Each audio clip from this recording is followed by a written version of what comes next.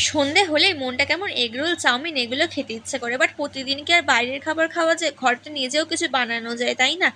But আজকে আমার ঘরে চাউমিনও ছিল না, ডিমও ছিল না, কি খাবো আর কি বানাবো ওটাই ভাবছিলাম বসে বসে।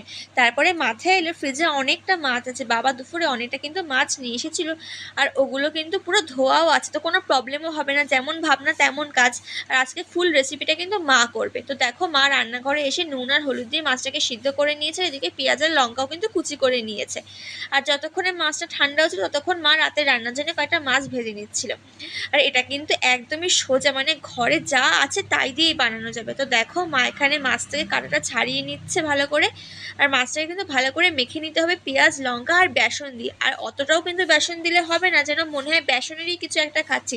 জাস্ট বাঁধনটা দিতে হবে বেসনে।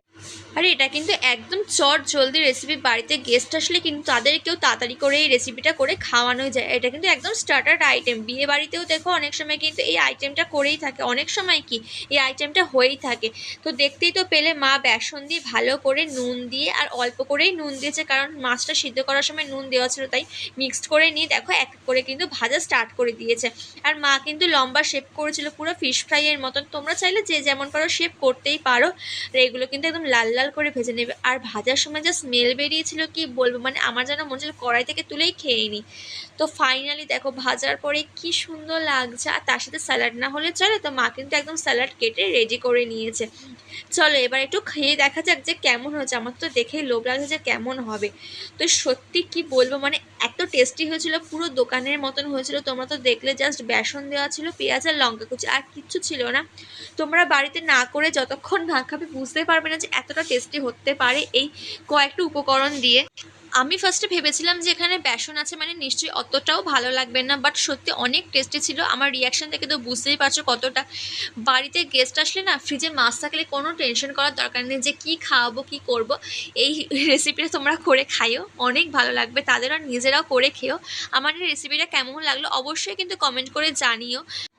তোমরা তো দেখতেই পেলে কোনো রকম ডিম বা কিছুই আমি মিক্সড করিনি এখানে, তাতেই এত টেস্টি। আমি বলবো না আজকের রেসিপিটা পুরোটাই মা করেছে, মায়ের ক্রেডিট এটাতে। এবার দেখো মায়ের খেয়ে কেমন লেগেছে, মায়েরও কিন্তু ভীষণ ভালো লেগেছে, আর খুব মুচমুচে হয়েছিল জিনিসটা। কদিন ধরে বাইরে যে বৃষ্টি পড়ছে, আর বৃষ্টির সন্ধ্যায় যদি এরকম ফাস্টফুড বাড়িতে বানানো যায় পুরো দোকানের মতন করে, তাহলে তো জাস্ট জমে যায় সন্ধ্যেটা। তার সাথে যদি হয় গরম গরম চা, তাই না বলো? আমার তো ভীষণ ভালো লেগেছে এই রেসিপিটা, মানে আমার খেয়ে ভালো লেগেছে, রেসিপি না খেয়ে খুব ভালো লেগেছে। তোমরাও বাড়িতে করে জানিও কেমন লেগেছে, আর আমার রেসিপিটা কেমন লাগলো ভিডিওটা কমেন্ট করতে যেন একদম ভুলো না। ইউটিউব থেকে দেখে থাকলে সাবস্ক্রাইব করে দিয়ে, আর ফেসবুক থেকে দেখে থাকলে ফলো করে কিন্তু অবশ্যই আমার পাশে থেকো। তো চলো দেখা হচ্ছে এটা নেক্সট ব্লগে। টাটা তোমাদের সবাইকে।